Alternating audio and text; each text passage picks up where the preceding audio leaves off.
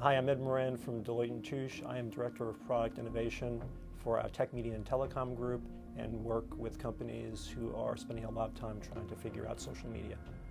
And I'm François Garciot. I'm the founder and a partner at Beeline Labs, a boutique marketing innovation consulting firm. And we help companies, large and small, with social media in the context of innovation and marketing. Francois and I worked on this about 2 years ago with the Tribalization of Business study, which was looking at how companies could leverage social media and community. And we learned that there were really a tremendous number of places companies needed help.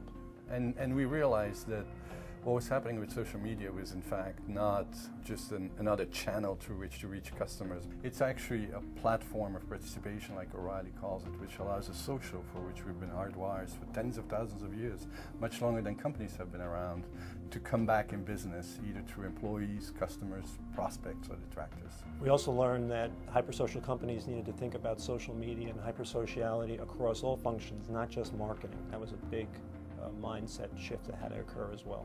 Actually, in marketing, when you think about it, a lot of companies have no choice. The social comes in whether they like it or not.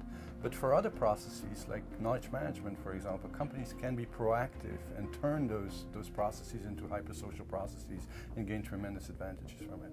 So a quick definition of the hypersocial organization is an organization that socializes as many processes as it can. What does socialize mean? It means really open up whatever sort of work is being done, whatever the goal is, to a larger group. People who were not officially part of that group in the past, and who you're tapping into something people do and they do naturally.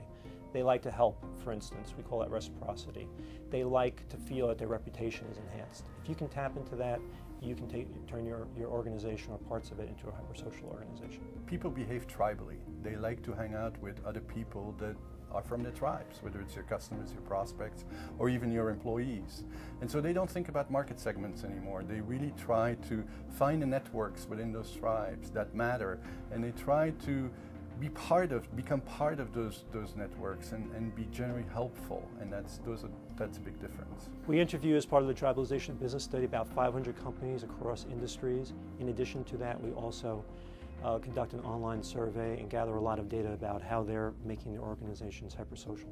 And we interview companies from all over the spectrum. We've interviewed companies like Pfizer, we've interviewed companies like Eli Lilly in the pharma space, we've interviewed companies like Unilever in the consumer packaged goods, we've interviewed companies in the high-tech space like SAP, Microsoft, IBM. So it's a wide spectrum of companies, not only B2B but B2C, and we interviewed eBay, which is in fact C2C. And we also make sure that we gather a lot of information from academics as well, who have done tremendous research on Human 1.0, who have looked at how humans really react and how do they interface with brands, how do they interface with companies. And we've relied on a lot of that research to help develop really the Human 1.0 framework.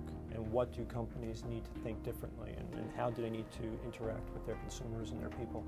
There's an overwhelming wave of social activity coming at companies right now. They're starting to see it. Social media gives people the voice and the power to really act tribally again. And we have to impress upon companies. This is not a discretionary move. This is something companies have to do in order to compete effectively. And those companies that embrace hypersociality, either because it's happening to them with or without their choice, or because they're proactively embracing it, they get game-changing benefits compared to the competitors.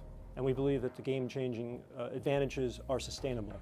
And if you don't do this, you will find yourself in a position where you might not be able to catch up with the organization that has really clinched how to act socially with its customers, with its partners, with its employees.